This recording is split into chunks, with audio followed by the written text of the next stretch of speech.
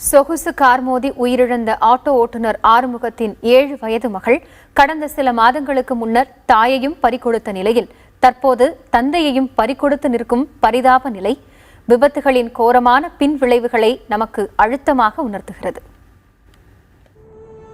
கடந்த சில மாதங்களுக்கு முன்னர் தாயை இழந்து தடுமாறி நின்ற 7 வயது சிறுமி மைஷா தற்போது தந்தையையும் இழந்து தவிக்கிறாள். சொகுசு கார் மோதி உயிரிழந்த ஆட்டோ ஓட்டுநர் ஆறுமுகத்தின் மகளான மைஷாவின் எதிர்காலம் தற்போது கேள்விக்குறியாகியிருக்கிறது. 3 மாதங்களுக்கு முன்னர் குடும்ப பிரச்சினை காரணமாக தாயும் சகோதரியும் தற்கொலை செய்து கொண்ட நிலையில் தற்போது தந்தையையும் விபத்தில் பறிகொடுத்துவிட்டு ஆதரவற்ற நிலையில் நிற்கிறாள் மைஷா. தன் குழந்தையின் நலனுக்காகவே இரவு பகலாக ஆறுமுகம் பாடுபட்டதாக கூறுகிறார்கள் அவரது உறவினர்கள். குழந்தை தனியாக இருக்குது, அது ஸ்கூலில் நல்லா படிக்க வைக்கணுக்காக அந்த ஒருக்காக இரவு பகலமாக போய் ஆட்டோ ஓட்டினார். மெட்ராஸில் போய் ஓட்டியிருந்தார்.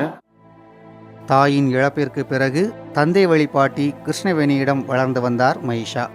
ஆறுமுகத்தின் வருவாயை வைத்து வாழ்க்கை நடத்தி வந்த நிலையில் தற்போது அதற்கும் வழியில்லாமல் போய்விட்டதாக வேதனைப்படுகிறார் கிருஷ்ணவேணி. மைஷாவின் படிப்பிற்கும் பாதுகாப்பிற்கும் தேவையான உத்தரவாதத்தை அரசு அளிக்க வேண்டும் என கோரிக்கை விடுத்துள்ளனர் ஆறுமுகத்தின் உறவினர்கள்.